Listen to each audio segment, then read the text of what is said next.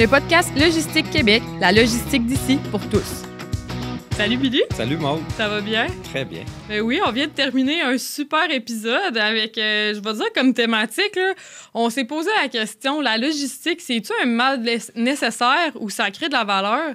On était avec Frédéric Fortier là, de Groupe CAF. Très intéressant. Oui, CAF Logistique, là, je recommande à tout le monde. Écoutez jusqu'à la fin, parce qu'à la fin, Frédéric, il va de recommandations puis de comment prendre les choses en main là, d'un point de vue de la logistique pour faire de la bonne analyse, faire des bilans. Vraiment intéressant. Là. Ouais. J'ai adoré notre 45 minutes. Plein de parallèles. Là, ça a été, en tout cas, très instructif. C'était super. Bonne écoute! Bon, ben bonjour Maude. Salut! Ça va bien? Ça va bien, toi? Oui, aujourd'hui, on reçoit Frédéric Fortier du groupe CAF Logistique. Oui, bien, Billy, ça faisait un petit bout là, qu'on avait des échanges avec Frédéric qui nous partage aussi tout le temps ses commentaires sur nos épisodes. Fait qu'on était content de te recevoir aujourd'hui pour parler un peu de l'entreprise. Aussi, on avait plein de thématiques ensemble là, concernant la logistique. Fait qu'on était content de te recevoir. Bien, bienvenue. Donc, Frédéric, peut-être juste présenter un peu ton parcours, ton entreprise là, qui œuvre dans le secteur des 3PL. Donc, pour démystifier un peu pour les gens qui nous écoutent, là, qu'est-ce que c'est le secteur des 3PL? Puis d'où que je viens aussi, je vous dirais que j'ai commencé ma carrière avec mon père, une entreprise de transport qui est Transport Fortier Boostway, en 1994, qui a créé la business. Puis j'ai fait à peu près tous les postes là-dedans, dans la business, que ce soit laveur de camion, technicien comptable, dispatch. J'ai acheté les applications, le ERP avec mon père, pour mon père, les satellites pour les camions. Puis en 2005, il a vendu l'entreprise. Okay. Puis après la vente de l'entreprise, j'ai été comme consultant un an après, pendant un an.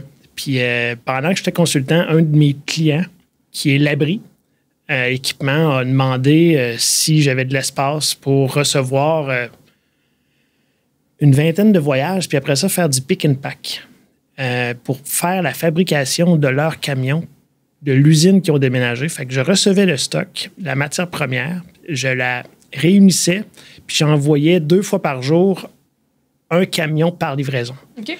Autrement dit, un camion de pièces était piqué par les employés. Mm-hmm. Il était livré dans l'avant-midi, puis la même chose pour l'après-midi. J'ai commencé ça, j'ai fait ça pendant 6 mois.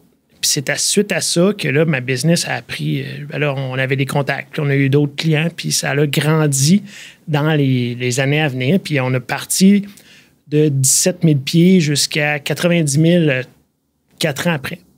Puis là, après ça, ben là, on a remonté, on a déménagé au 925 des Calfa en 2000, début des années 2010. À Saint-Romuald, à Lévis? C'était à Lévis. Okay. Ben non, c'est pas vrai. C'est à Saint-Romuald, c'est ça. Chez Sans Façon.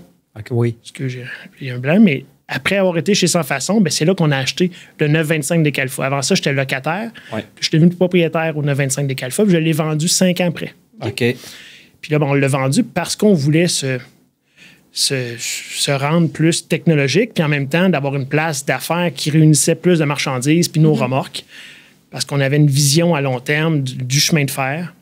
Avec le port qui en parlait, puis la compétition qui est Transrapide. T'sais, je ne cacherai pas que le move de vente pour se rendre plus attrayant, puis en même temps être plus efficace, c'était à cause de Transrapide. Okay. Là, ben, ça a été retardé à cause de la COVID. Mm-hmm. Là, ben, la COVID nous a retardé, puis ça a fait en sorte que là, on a agrandi. On est en train d'agrandir cette année. Okay. Parce que j'ai acheté une autre bâtisse au 945 Jean Marchand. Puis là, ben, dans cette bâtisse-là, on agrandit de 40 000 pieds. Cette place d'affaires-là va avoir 60 000 pieds, okay. Dont 4 000 pieds de bureau. Il va avoir 20 000 pieds à 25 pieds de haut et 40 000 pieds à 35 pieds de haut. OK. Fait que notre centre de distribution va être quand même intéressant, mais on a la capacité de louer à l'externe jusqu'à 240 000 pieds. Chez Transrapide, 200 000. Puis à l'externe, à Saint-Charles de Bellechasse, j'ai encore une 50aine de 1000 pieds aussi. Okay. Tu sais, on est très flexible dans nos possibilités. Puis ce qu'on offre, c'est justement de la marchandise à la base du hors dimension, du hors standard, okay. Mais aussi du standard. Puis on aime prendre la marchandise du client au complet, toute sa matière première et son produit fini, pour aller chercher le maximum de valeur ajoutée qu'on peut y offrir. C'est en réunissant autant les transports de chez eux à chez nous Et l'inverse, ça permet justement de toujours être à plein, de minimiser les voyages à vide, de lui donner une expertise, une vision plutôt, de toute l'information qu'il peut avoir en lien avec son inventaire. Puis nous, le pourquoi je dis ça, c'est parce qu'on a créé notre propre WMS. Puis on devient un pont technologique avec nos clients. C'est ce qu'on développe pour le futur. Puis on est très flexible non seulement dans la donnée, mais dans la manière de l'innover, notre WMS, puis d'être capable d'aller mettre des options qui vont faire que le client va s'y retrouver, puis qu'on va être capable d'aller le tarifer selon ses besoins. Donc, toi, ton entreprise, avec ton WMS, mettons, il y a un fournisseur, un client qui veut travailler avec toi, il peut t'imposer son logiciel, tu vas travailler avec, sinon tu peux y offrir ton logiciel. Exactement. Okay. C'est rarement arrivé qu'on est obligé d'utiliser le WMS d'un client. Okay. Mais c'est arrivé. C'est vrai. C'est arrivé, mais ce qu'on veut dans le futur, c'est justement qu'on utilise le nôtre, mais qu'il y ait un pont technologique avec le leur. Ouais. J'ai une équipe à l'interne depuis le mois de mai cette année. J'ai 2 programmeurs qui travaillent à temps plein chez nous, en plus d'un directeur TI qui gère toute la technologie et l'avancement du WMS. OK.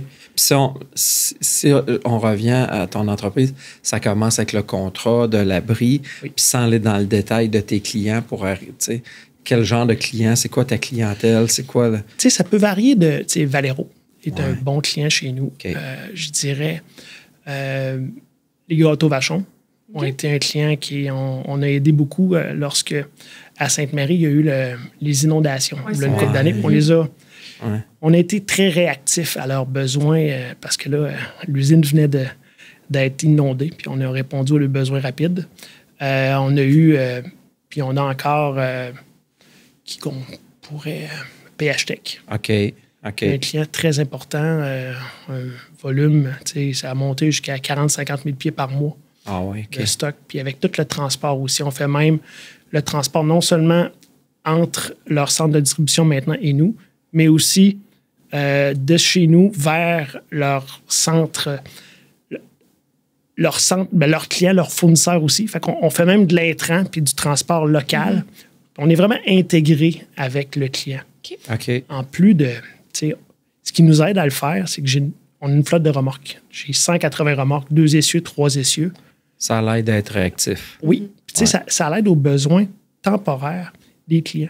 Ouais. Si y a un surplus de volume, on ne dit jamais non à nos clients déjà existants. On peut le dire à d'autres clients parce que vraiment, on n'est pas capable, mais c'est rare. Puis on va donner une solution à notre client qui va nous appeler qu'on n'est pas capable de servir.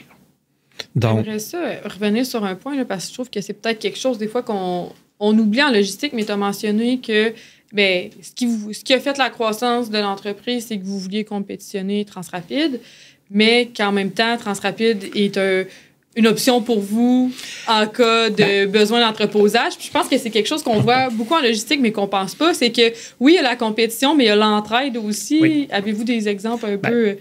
C'est un bon exemple, parce que Transrapide, ce qui est arrivé il y a 1 an, c'est que Transrapide voyait justement que c'était difficile de s'en sortir et d'offrir des services logistiques rentables. Ils nous ont demandé de prendre tous leurs clients. Là, tous leurs clients nous ont donné leurs clients. Okay. Ils nous ont dit, on veut que vous continuez à louer nos espaces, mais on veut que on vous charge rien pour les clients, mais on veut vous gérer le stock et les clients. Puis que vous continuez là-dedans, puis que vous faites en sorte que vous rentabilisez nos bâtisses. Puis, la demande est tellement pas là actuellement que c'est difficile pour eux d'aller chercher de nouveaux contacts pour louer leur local. Fait que si eux, c'est difficile, pour nous, on va juste augmenter le volume de nos clients actuels. C'est même difficile d'aller en chercher d'autres.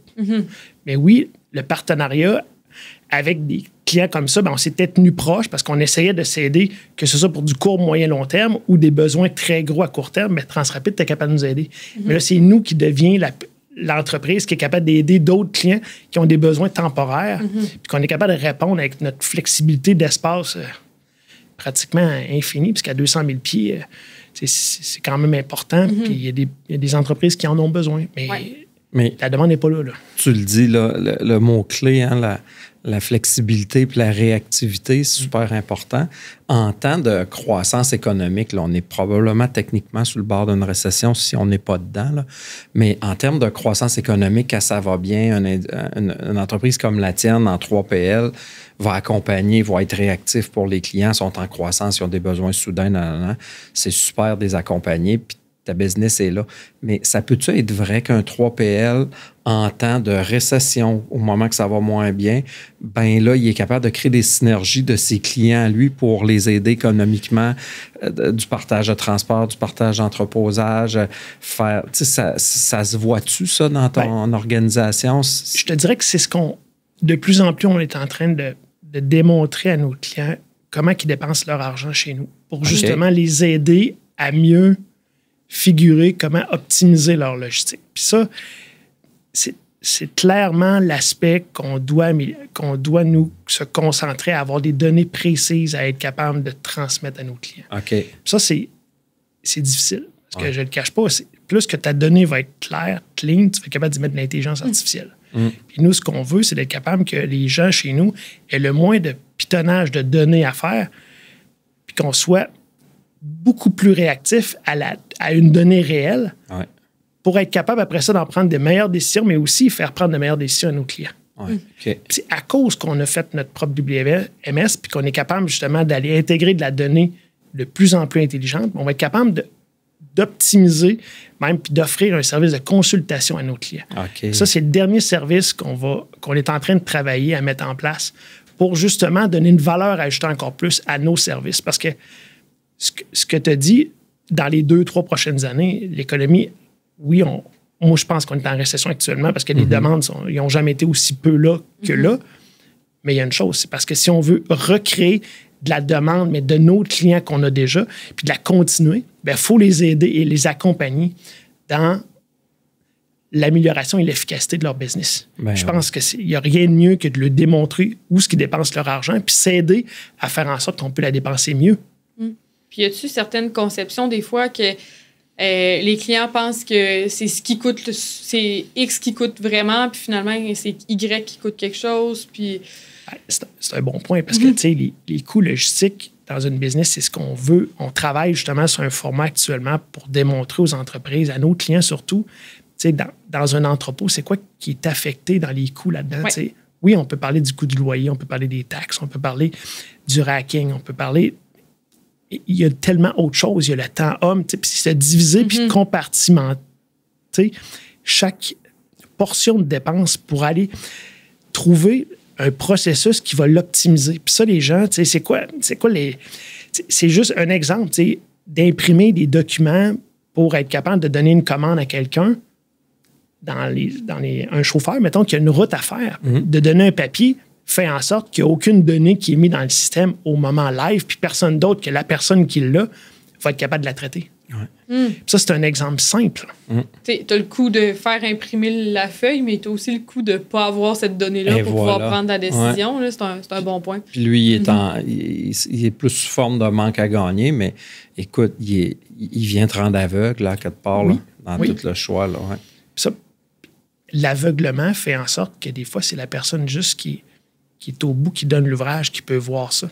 En arrière, il n'y a personne qui le voit. Puis tu sais, dans un monde où que le data, la donnée est autant présente partout, les gens seraient probablement stupéfaits de voir que dans le monde de la logistique, là, il y en a encore beaucoup de papier.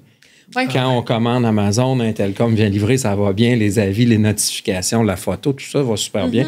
Là, on parle de pratiquement l'exception à tout ce qui se passe dans le monde du transport. Là. C'est encore très, très présent, le data qui n'est pas mesurable encore. Là. Puis ce qui impacte le client final, je pense que c'est tout le temps ça qui va être peut-être le plus automatisé puis le plus intéressant parce qu'au final, c'est ce qui impacte le consommateur, qui crée une valeur puis un intérêt d'achat. Après ça, il y a ce que dans du B2B, ça va être la même logique, c'est que les entreprises vont essayer de favoriser ce qui est fait pour leurs clients. Mais quand on se met au cœur des entrepôts, des centres de distribution, c'est là qu'on se rend compte que des fois, l'optimisation, c'est pas nécessairement tout ce qu'on voit dans les beaux vidéos. Non, parce que je pense que la portion qui est le mieux détaillé comme ça, c'est le petit colis. Puis ce qui est le plus complexe, c'est la hors dimension puis la palette standard, de suivre le parcours de cette palette-là. Puis justement, c'est tout ce qui... le suivi de tout ça. Parce que la donnée, on s'entend, une boîte 10 pouces par 12 pouces par 10 pouces, c'est facile à mesurer. Une palette 48-42 par 92, même m'emmener, elle pèse 4000 livres. Elle ne gérera pas de la même façon qu'un petit colis. Puis le X, c'est quoi qui a sa fameuse palette? C'est quoi la dimension? C'est quoi le poids? Puis c'est quoi toutes les lignes? Y a-tu 4 produits dessus? Y a-tu juste un produit? L'implication sur toute la chaîne logistique en lien avec une palette puis ce qu'il y a dessus va faire changer toute la logique même. Puis jusqu'à quel point CAF maîtrise ça, ce genre de hors dimension-là? Bien, je vous dirais on peut aussi bien décharger puis de manipuler des marchandises, un four de 40 pieds par 8 pieds par 8 pieds qui pèse 30 000 livres. Ça veut dire qu'il y a une grue qui est obligée de... C'est un exemple. On a déchargé avec une grue ce genre d'item-là sur des roulettes, puis on était capable de rentrer ça dans l'entrepôt et de le localiser. Okay. Ça, c'est un exemple qu'on peut faire, mais on fait des clients qui peuvent avoir des palettes, des crêtes de 2 pieds par 2 pieds par 16 pieds. On les superpose, on les optimise, puis on les livre en juste à temps chez notre client. On peut faire ça, mais on peut aussi, pour lui, entreposer une 4-4-4. OK. On peut prendre des 4-12-4 puis en même temps avoir des 4-4-4 puis être capable de mixer ça dans un voyage X qui s'en va aux États-Unis. Puis on peut l'entreposer chez nous temporairement le temps que l'expédition se passe. Notre core est beaucoup plus du B2B intégré avec du standard et du hors standard. Okay. C'est ce qui nous démarque parce qu'on ne se le cache pas. On ne peut pas offrir ce que nos compétiteurs offrent toutes. Parce que sinon, on ne peut pas se démarquer. Puis on avait besoin de se trouver une niche. Puis notre niche, c'est vraiment le hors dimension. Okay. D'être capable de l'intégrer dans notre... Puis pourquoi qu'on peut l'intégrer? C'est à cause de nos espaces quasiment infinis. Puis en même temps, à un prix puis une valeur que pour le client, il est capable de se le permettre. Ben oui, puis pour ces clients-là, probablement que la gestion de la marchandise hors dimension, c'est clairement pas le core de leur business, puis ils ont d'autres choses que ça.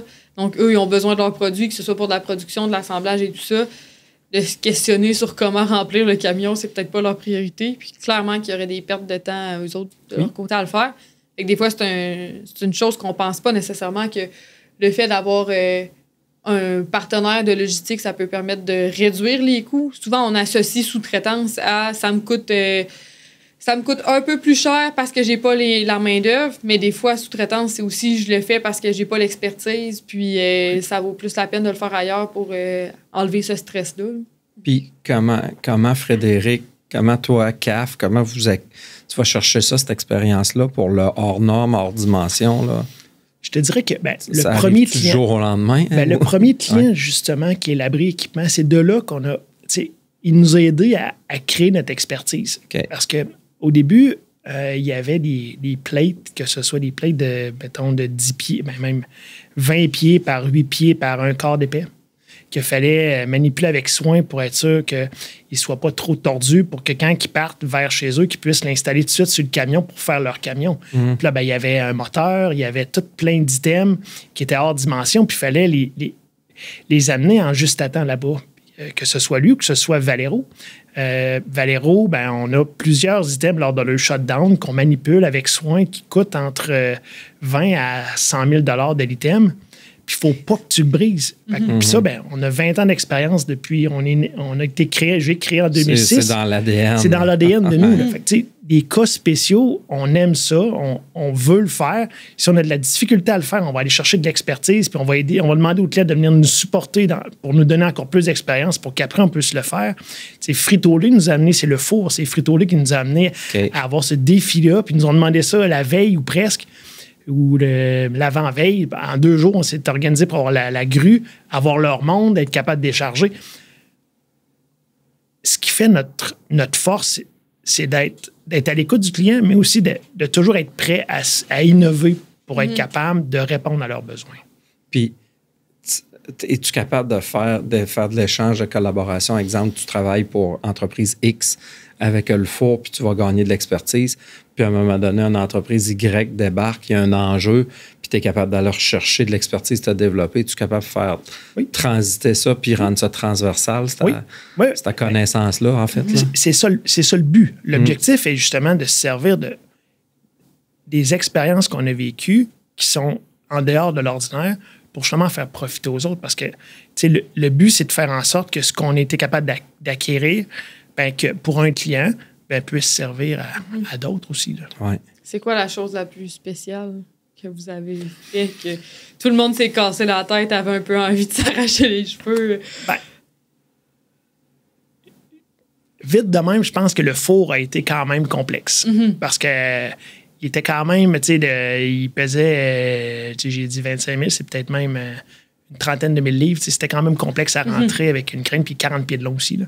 Ça, c'était complexe. C'était complexe. Puis la personne chez nous qui l'a géré, je m'en suis même pas occupé. Pour vous donner une idée, il l'a géré. C'est le coordonnateur logistique chez nous. Il l'a géré de A à Z. Puis honnêtement, le client était très content. Puis à un moment donné, ça s'est fait comme naturellement. Puis tu sais, son expertise, lui, du passé à voir chez nous, mais aussi son expertise de ses autres emplois, lui ont permis d'être capable de le faire. Ça, c'était quand même, je pense, le plus gros défi qu'on a eu. Il y en a peut-être eu d'autres que je me rappelle pas là, mais que je me rappelle, je pense que c'est un des gros défis qu'on a eu à faire. La prochaine fois qu'il y a une entreprise comme ça a des besoins, mais clairement qu'ils vont repenser aussi à la bonne expérience, là, parce que dans des situations comme ça, ça doit être... c'est difficile de trouver un bon partenaire pour pouvoir gérer ça en toute confiance.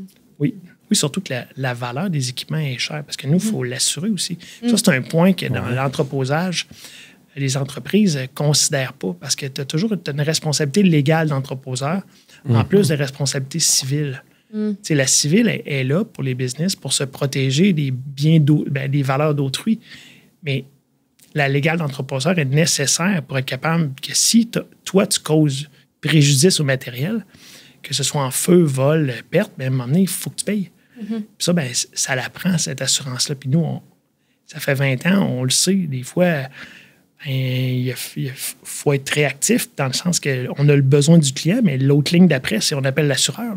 Où on regarde, OK, on est correct parce que notre maximum ce mois-ci ou cette année-ci est à 40 millions, puis on est seulement à 30 millions de valeur, on est correct. Parce que je peux vous dire que sur 150 000 pieds, dans la dernière année, on a eu jusqu'à 30 quelques millions de valeur dans les bâtisses. Il faut être assuré convenablement. Là. Puis, tu sais, au travers, mettons, les produits hors normes que vous avez, j'imagine pour manœuvrer tout ça au travers de vos installations, puis là, je t'écoute, tu me sembles avoir plus qu'un site. Là. C'est quoi l'équipement spécial? C'est-tu bien différent, atypique des équipements standards d'entrepôt ou il y a de l'équipement? Ça prend un loader, ça prend...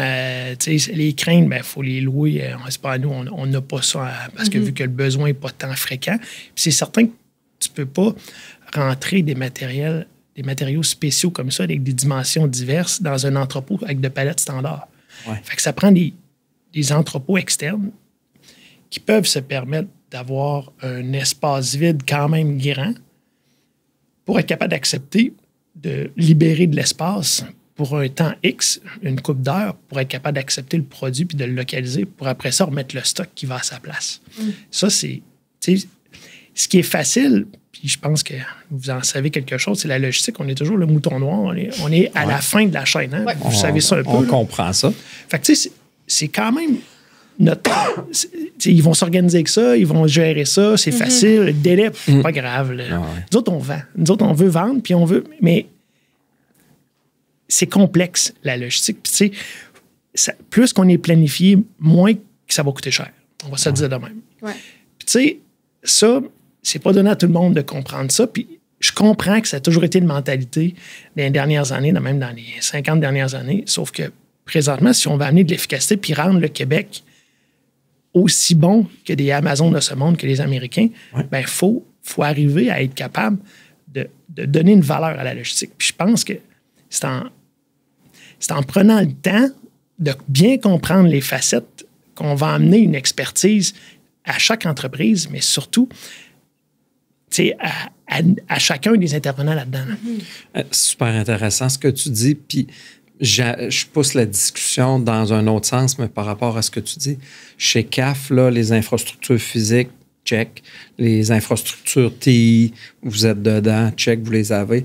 Mais maintenant, pour arriver à développer cette compétence-là, il reste quand même le facteur humain au milieu de tout ça. Là.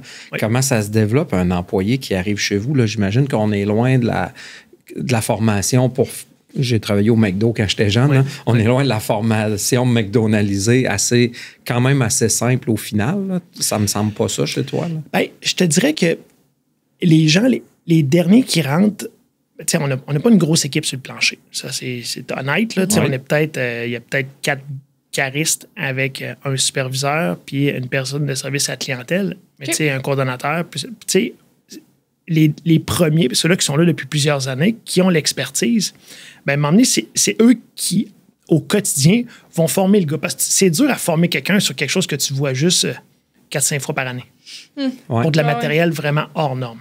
Fait que, tu sais, pour les événements spéciaux, l'expérience des gens sur le plancher va aider à donner de l'expérience à ces nouvelles personnes-là. Le quotidien, ben, c'est comme un entrepôt standard. C'est le hors standard qu'on veut développer, mais qui est peut-être à 20-30% actuellement de notre volume. Ben, m'emmener dans le futur, il va augmenter, mais à la base, ça nous prend de l'expérience, des cas vécus pour amener à documenter ça, pour être capable d'être plus gros. Puis pour l'instant, avec une équipe de 4 personnes, puis on a des temporaires des fois parce qu'on palettise aussi des conteneurs. On offre vraiment la gamme complète d'un 3PL qui fait de l'entreposage et de la manutention. Fait que, on est capable de tout faire, cette gamme de produits-là, de palettisation, de préparation de commandes. Fait que, ces tâches-là sont flexibles, mais sont courantes. Mais oui, on va documenter pour si on a des besoins, exemple, que la DV nous demande, parce qu'on ne se le cache pas. La DV va demander des grands besoins logistiques dans les 5 à 10 prochaines années, puis on est à côté d'eux autres. Fait que ça, c'est certain qu'on va avoir besoin de former notre personnel avec des façons de faire particulières. Puis ça, ben, ça va venir avec les mouvements qu'on va se faire demander parce qu'on les sait souvent à la dernière minute parce que c'est du spécial, justement. C'est pas prévu, ça, ces choses-là. C'est ça qui... Ben, c'est prévu, le pire. Le problème, c'est que les gens ne voient pas la complexité de rentrer un four de 40 pieds par 8 pieds par 8 pieds. C'est facile, ils vont le faire. Les autres le font. C'est toujours de la magie, là. Mais même des dossiers hyper... On s'entend que déplacer un four, c'est pas mal plus complexe que de déballer, étiqueter des caisses ou des choses comme ça, mais ça reste que des fois, on dirait, pour les gens qui le vivent pas, qui l'ont jamais observé, tout semble si simple et gratuit. Fait que, et gratuit surtout. Mais moi, si je reviens à CAF, moi, comme, mettons, potentiel client à faire affaire avec un 3PL, je t'écoute parler, moi, ça me sécurise de savoir que c'est pas une grosse équipe, puis une grosse infrastructure de 70 employés, puis, tu sais, de savoir que il y a beaucoup d'expertise dans pas beaucoup de gens. Ça me sonne efficacité, ça me sonne lean, ça me sonne on paye pas pour rien quand on fait affaire avec toi parce qu'on paye pas pour ton infrastructure ton capital humain, si tu veux. Ceux qui est là, il est très bon. Puis de ce que je comprends, tu es capable de le grossir aussi au besoin au travers de tes contrats. Exactement. Tu sais, c'est justement ce qui fait notre force. C'est certain que, tu sais, en grandissant, mais ça l'amène que, puis c'est pas pour rien qu'on veut grossir notre équipe, qu'on a grossi notre équipe TI. On veut faire parler nos systèmes puis donner de la donnée précise pour que les gens puissent être capables de prendre leurs décisions, pour qu'ils amènent les clients à s'outiller plus rapidement et plus facilement. Tu sais, c'est pas sorcier.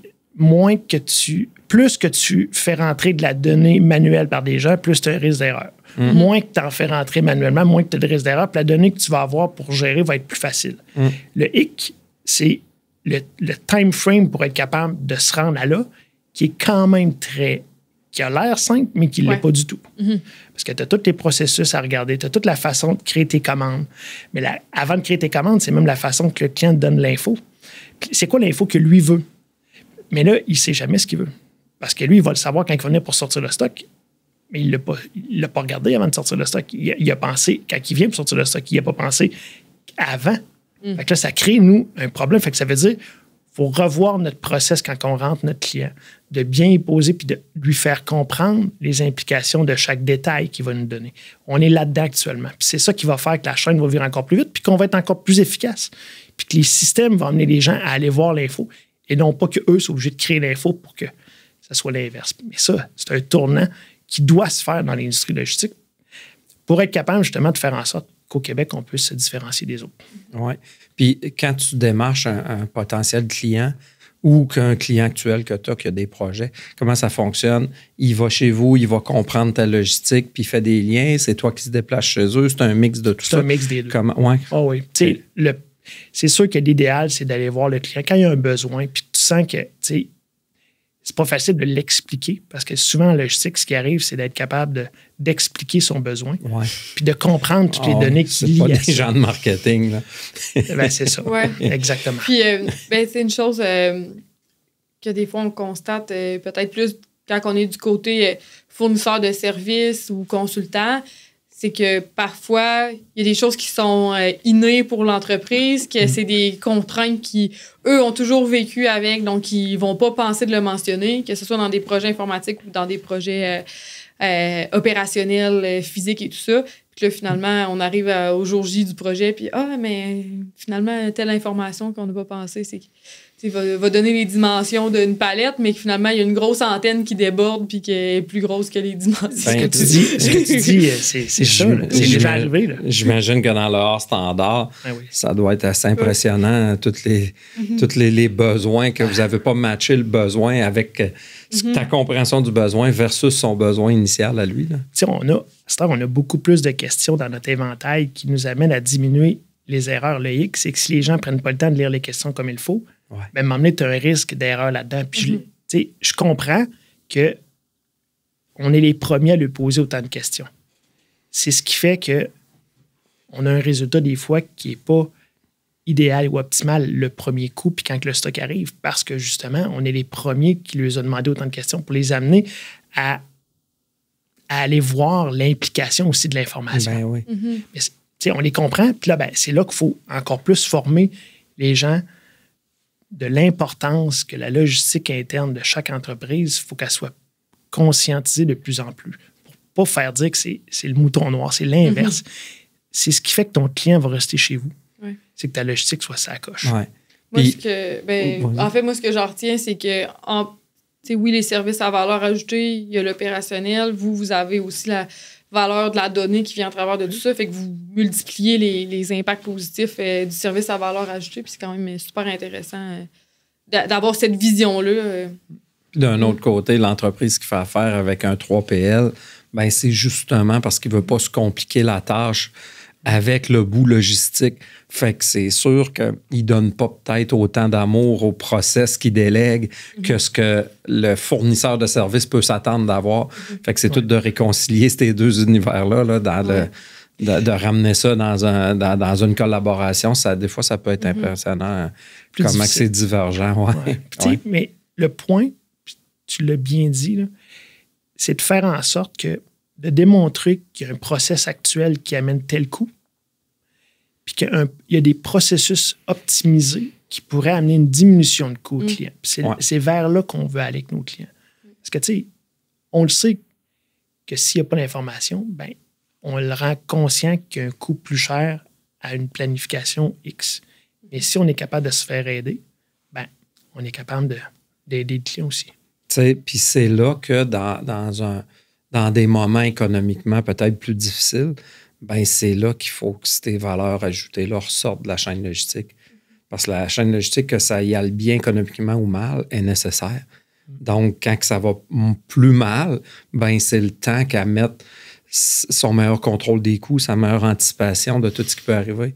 Fait que ça se dit bien, là, mais d'être un fournisseur de services qui s'adapte aux deux réalités économiques, là, c'est un autre paire de manches.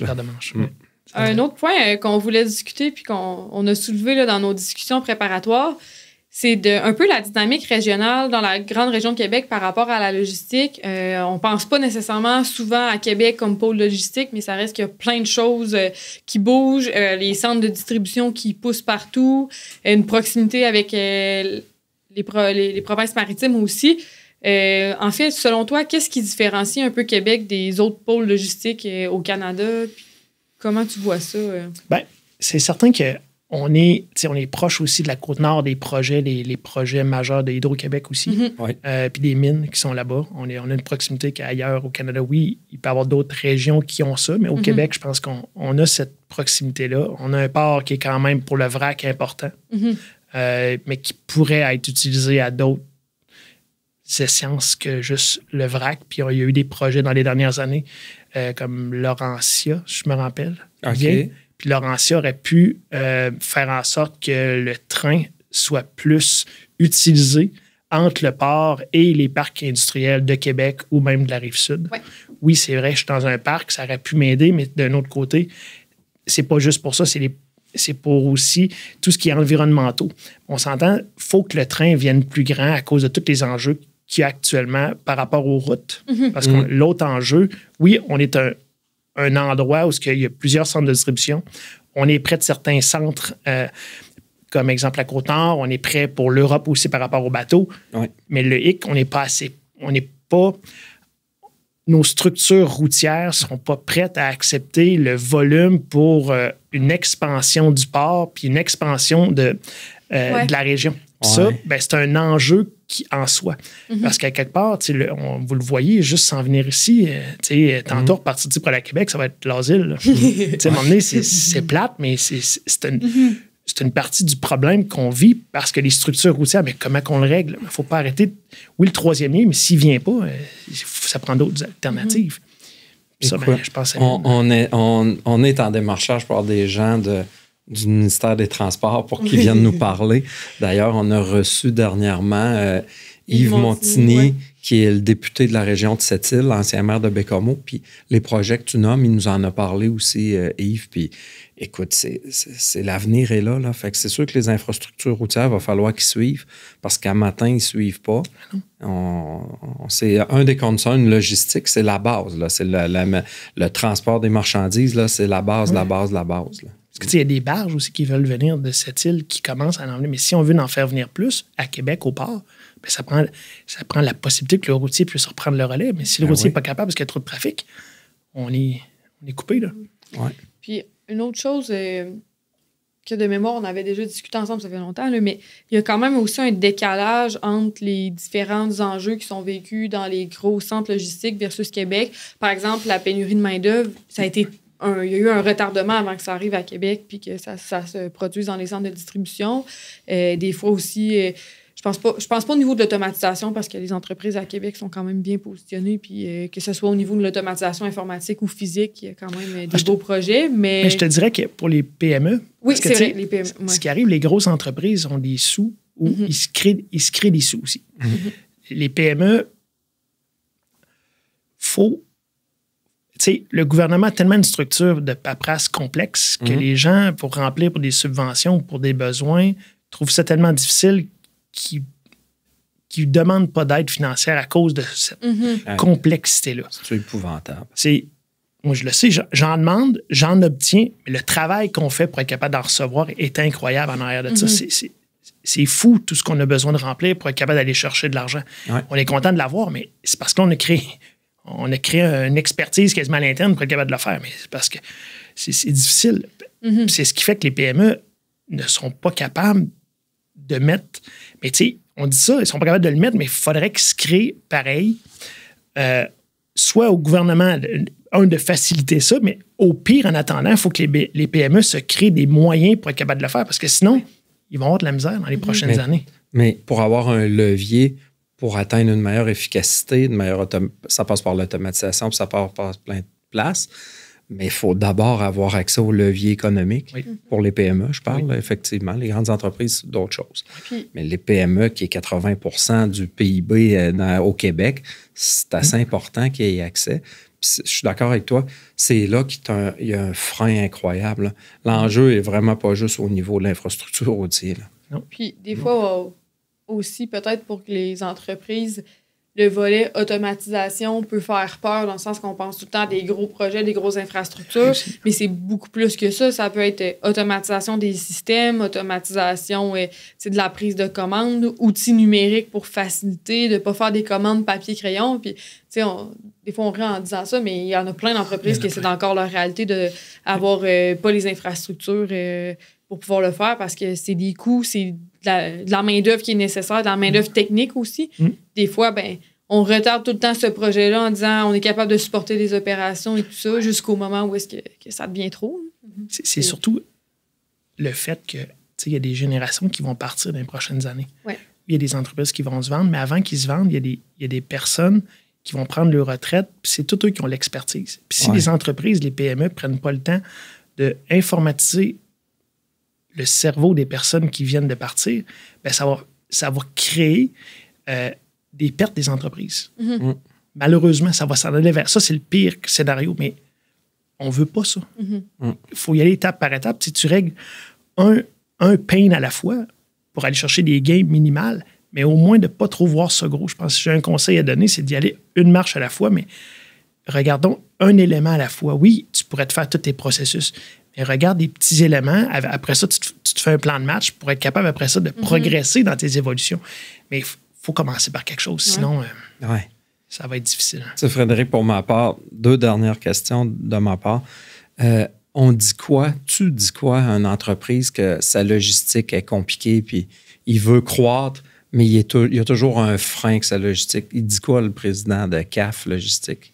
Bien, on s'appelle, on jase. Je suis très ouvert. C'est pas parce que je ne serai pas votre fournisseur de services que je suis pas capable d'écouter puis d'aider par juste des petites idées simples. Puis je pense qu'à la base, c'est juste de comprendre les coûts logistiques, ta façon, tu sais, que ce soit ton espace, le temps que tu y procures, les équipements, les ressources et la technologie.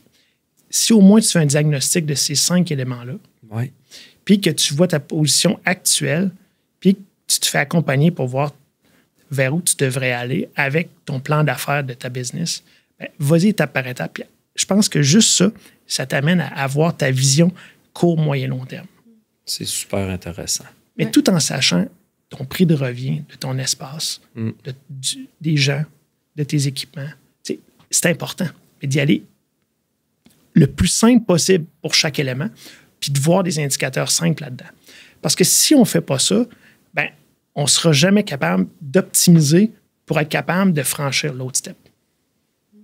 Puis tu dis quoi à une entreprise, exemple, une entreprise de transport qui pense de se lancer dans un 3PL puis d'offrir ces outils-là à sa future clientèle ou à sa clientèle, tu lui dis quoi à lui? OK, un coup, tu as dit bonne chance. Oui, bien, je te dirais que faut que... Ce qui est difficile, c'est l'espace que tu as à obtenir puis qui coûte cher parce que si elle est vide pendant le 3/4 de l'année, c'est difficile. C'est certain que, tu sais, oui, ça te prend un bassin de clients, mais un bassin de clients à moyen long terme, quand tu es nouveau dans le marché, ça peut être difficile. Mais je comprendrais les transporteurs qui disent on doit créer de nouvelles ventes pour être capable de subvenir à payer nos fixes de nos camions qui ne roulent pas. Je comprendrais le besoin, puis je crois que c'est pour ça que tu poses la question. Mais d'un autre côté, il faut que tu analyses justement, tu sais, as-tu des clients fiables dans ceux-là que tu as dans ton transport qui pourraient te permettre de faire ça? Mais c'est l'expertise en arrière des gens. Ça peut prendre du temps, puis tu as beaucoup d'argent que tu peux dépenser, puis que tu peux dépenser dans le vide si tu n'as pas cette expertise-là. Il faut vraiment que tu fasses un plan d'affaires précis puis que tu sois sûr de ton affaire, je pense, avant de partir avec un service 3PL. En tout cas, surtout si c'est du standard. Si c'est du hors standard, tu as une clientèle puis tu es capable de faire du transport de flatbed avec ce client-là. Ultra custom. Ultra custom. Ça, je pense qu'il y a un marché, mais il faut que tu aies déjà des clients qui sont capables de donner de la business puis avec des contrats à long terme. Si tu as ça, tu es protégé. Et si tu n'as pas ça, je ne le conseillerais pas à personne, surtout à cause de l'investissement et des bails que tu as à avoir avec tes... Moi, j'ai la chance d'avoir un locateur qui me donne des spécifications qui sont rares dans le marché.